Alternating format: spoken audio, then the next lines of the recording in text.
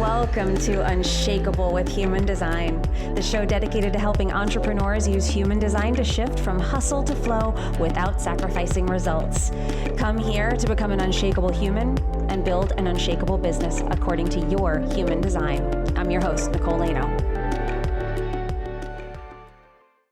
Hello and welcome to Unshakable with Human Design, everyone. I'm your host, Nicole. And today we're going to talk about you. You genius, you. You are a genius. You have a genius. And not because of the things that you know, not because of the things that you've done, not because of how much success you've had, or because of the successes that you have made possible in your life. That's not what makes you a genius. You were actually born a genius. There is a genius in you. And what's upsetting is, and what I want to tackle with this episode is that sometimes we're taught to not value what is our genius because it isn't what the rest of the world values. And that ultimately is what the not self is all about. The not self being in human design, what we refer to as our conditioning, the stuff that's not us, the stuff that is not true to the core of who we are, of who we were designed to be. And that we each have a very specific purpose here in this life, that we play a role in the grand scheme of things, that it isn't just about doing what the outside world says will make you successful or what will make you validated by the rest of the world, that we serve a greater purpose. And think about the people that you know or the people that you have encountered in your life where you've just been like, that person is just so at home in themselves. They are just so deeply connected. They just feel so confident. And that might translate into success, but this is an inner thing that I'm talking about. We all know those people, right? And some of them just always had it, and some always didn't. And there can be aspects of your design that can determine whether you've always had it or you always didn't. There's certain aspects that are easier, first of all, to step into. They're easier for certain types of people to step into. It can be certainly easier for a man to step into ego energy than a woman. Be accepted for being in alignment with her defined ego. She might be seen as forceful. She might be seen as a bitch. And there's all these ways that conditioning can take over, either telling us that we're not enough in some way because we don't have the piece that society deems worthy and deems acceptable, or maybe we're too much. Maybe it's not convenient for others to deal with our wholeness.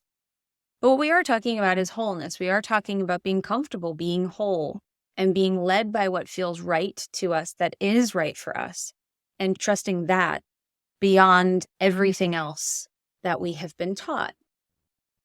To be so true within yourself that when a parent tells you when you're young that you should be on the football team, but instead you say, no, that's not for me. I want to play guitar. And they keep telling you to play football. You keep saying, no, I play guitar. That's not who I am. That's not part of my design.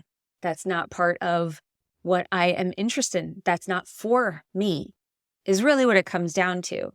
Can you stand up for yourself and say, that's not my genius? And that's not part of how I make my genius come out. So we are going to dive in today into where genius lives in the human design chart, how you can find it, and what really is involved with coaxing the genius out of yourself and being more aligned with who you are rather than with who the world told you should be, which pulls you away from your genius. So if you felt like you've been searching for your purpose is another way that you can look at this. But really what I want to focus on is there is a light you are here to shine in the world. There is some way that you show up better than everybody else in that way for that thing. When you're doing it your way, whatever your way is, and human design can show you what your way is, when you show up, nobody can take their eyes off you. Everybody is coming to you, and it just feels like things are easy. It feels like life is holding you and helping carry you. You feel guided. You feel led, right? So you are a genius. You are a genius. And we're going to dive into where you can find that in your chart, the areas that I look at, how I look at it, And the piece that not everybody is in tune with, and what people often miss with this. So stay tuned. We're going to dive into all of that if that interests you. We also have a workshop going on right now as we speak. If you are listening to this the day that this airs on September 20th, then you have time to join us for the Unlock Your Voice podcasting masterclass. This is all about using human design to fuel your message and build a podcast that monetizes, building a podcast funnel and ecosystem that is built to monetize, all based on your human design. If you want to join that, please go to nicoleno.com/masterclass, and you can register for that still while we are in the replay period. If you're listening to this after, you can reach out to me on Instagram if you're interested in that. Or you can join us in the Human Design Lab at nicoleno.com/lab, and you can dive in with us into our monthly focuses where we help you deepen your connection to your human design so that you are living and being brought closer and closer to your genius every single day. You can join us in there. It's a super affordable way to get your feet wet with human design and get some time with me and get to know other people who are on this human design journey and what they are learning. So let's dive in to this. All of that will be linked up in the show notes, by the way, so you don't have to remember it all. So where human design can help guide you to your genius, where does it live in the chart? Like I said, we all have a genius that is unique to us. And we all have a particular path that gets us to that genius. So what is your genius in the human design chart? Really, where it lives, the heart of it is in your incarnation cross. That is true. And really in your conscious side is the part that is about who you're here to be. And the part that's going to be the more outwardly focused, meaning the part you're going to identify with, the part that you are going to be shining out in the world is going to be largely that conscious sun gate. So that top gate in the top right, that's going to be your greatest point for contemplation. The area where we're going to say, are we living this? Are we shining it out? Are we broadcasting this? Is the theme of this coming through in a way that is exciting and draws people to me? Or is it coming through in a way where I'm hiding from it, I'm in the shadow of it, or I'm pushing people away with it? This can be the difference between being in your genius and feeling like nothing really works in your life. This gate is the most important gate, arguably, in your human design chart. And the second most is the one right below it, which is your conscious earth. And that is what holds this one down. That is what holds down your conscious sun. Now, your incarnation cross is not the only piece. Here's the thing about human design. When we talk about where it lives and when we talk about where the genius lives, it's going to be different for every single person. So when I give you something like the incarnation cross and I tell you that your genius can be found in the incarnation cross, what I'm really saying is that is one consistent place, no matter what is happening, that everybody has, that is going to be a key piece of your human design journey, that if you are in alignment with your human design, if you have that where you are allowing your human design incarnation cross to be a guiding light in your life, if you are in alignment with that, then you will be stepping toward your genius. And you can broaden that by following your strategy and authority is going to help you be in alignment with that incarnation cross. Now, does it stop there? No. But in a podcast like this, it can be difficult for me to tell you where your genius can be found because your chart is different than mine, is different than everybody's. That's what makes human design so powerful as far as being differentiated. Your channels are going to play a role in it. What channels you have, I don't know. Are you a reflector where you have no channels? Does that mean that you have less of a genius? Absolutely not. It's going to be different though for you. It's going to show up differently for you. So if I tell you that it's your incarnation cross and your channels, and you're a reflector listening to this, or you are someone who only has one channel, you might be thinking there's less genius for you. It's not true. It's just your path to your genius is going to be different. So the one consistency that I can give you is that incarnation cross. And by deepening your understanding of what your cross means and how it shows up for you, how those themes have played out in your life, how you've seen them show up in high expression and low expression. What is high expression or low expression of that? Do you understand what it is? And do you understand where this genius is guiding you, because it is what you are here to put out in the world. It is what you are here to have as your message. And whether you have a business or not, your message is going to be a key portion of your life. It's going to be the thing that you are always exuding and shining in every relationship that you have. It's always going to be there. But it's particularly going to play a role if you are a business owner, if you are an entrepreneur and you have a message and you have a mission. Your mission is going to definitely lie in your incarnation cross. There is something that you are going to find about it in there. 70% of your energy comes from that cross. So it's really important to have it in a high expression.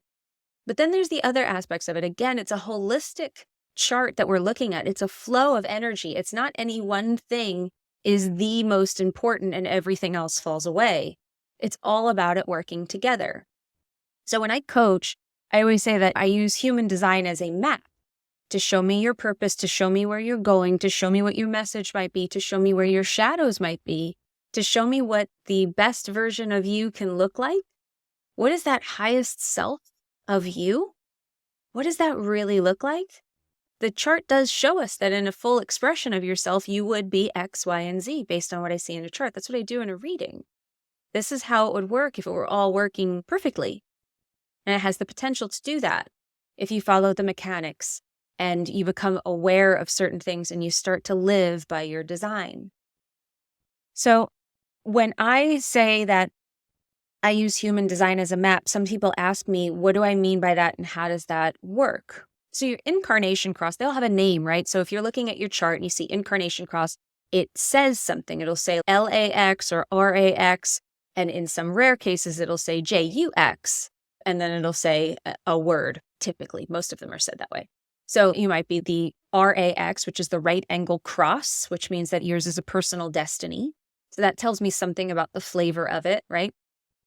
Right angle cross of the sleeping phoenix. And that's an incarnation cross. So that is a personal destiny of the sleeping phoenix.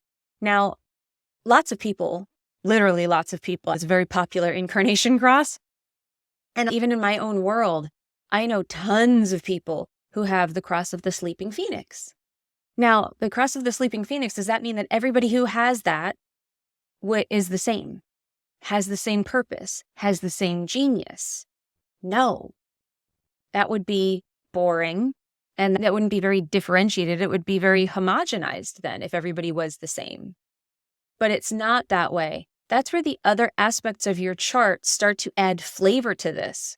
Are you a cross of the sleeping phoenix where your only channel is the 3420 and that's what makes you a manifesting generator? There are so many ways that you can look at this. Even that particular cross, which everyone who has that cross is a manifesting generator because it incorporates the 3420 channel, which is the manifesting generator channel. Everybody who has that cross is a manifesting generator. Now, that doesn't mean that they're all the same either. You do get a little bit closer. There is more commonality in that cross. But I guarantee you, every single cross of the sleeping phoenix people that I know are wildly different. There are so many ways. Because the cross, there's a name for the cross, but those gates, those 4 gates, the conscious sun, the conscious earth, the unconscious sun, the unconscious earth, the 2 on the top of the right and the left columns on either side of your chart, they can be in different order. So 34 might be someone's conscious sun, and then someone else might have 34 as their unconscious sun. That's very different. That's going to show up very differently. It's going to be a very different person. These things matter. Now, maybe they have the exact same configuration. 34 conscious sun, 20 conscious earth, 55 in the unconscious sun, and the 59 in the unconscious earth. Maybe that's the configuration that 2 people have. But one of them is a 3-5 and the other one is a 6-2. It can be a very different person. These are going to be very different people. Maybe one of them has just that one channel, and then the other one has 4 channels, or has the entire integration circuitry. So much of this tells us what you're here to do, how you're here to show up. So I say I use it as a map, right? I use human design as a map to show us the path to your genius. But if you had a map it isn't just about knowing where things are. It's about knowing how you get to each location on the map. How do you get to each piece of treasure? If you don't know how you get there, then it's not much of a map, is it? If you can't see the roads, if you can't see how you can access it.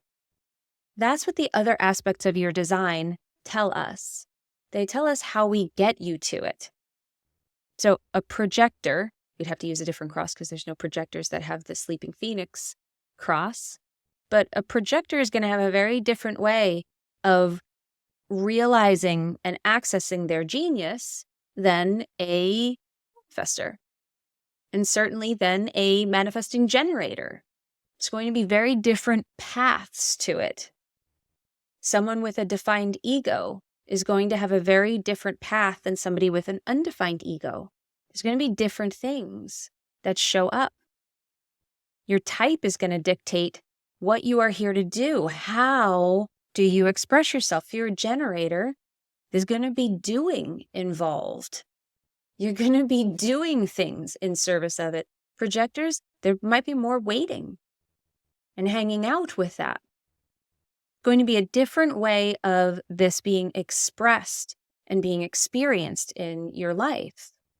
So this is why sometimes when we start focusing on something like genius, I'll tell you what I find it incredibly useful for is recognition of your genius.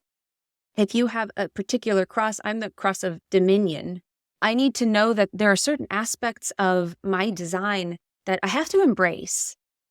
And this is what the contemplation and going through a Gene Keys journey is like, but where we can see where we've been holding back in really owning a particular part of us. For me, one of them can be my gate 45 and my unconscious son. There's a lot of work for me to do. The unconscious stuff is always interesting because that's genius that's locked inside of us. That's something we radiate. That is something that we put out without knowing it. But we have to be in a high expression of it. It is the path that gets us to unlock that piece. So my gate 45, I have to step into that role as a teacher. I have to recognize my role in the tribe, so to speak, that it is a material gate, that materialism is part of who I am and doesn't necessarily mean materialistic. For a while, I got very focused on conscious sun and conscious earth, and my 64-63 caught in my head. These sit in the head center. And the 64-63 sit in the head center, and I got a little caught up there feeling like I get that I'm supposed to do mindset work. I get that I'm supposed to help people with mindset. I get that I'm supposed to help people resolve their issues with the past, to make sense of it and to transcend it by looking at it differently, by approaching it differently, by taking the white knuckle grip off of trying to figure everything out to just allow things to process.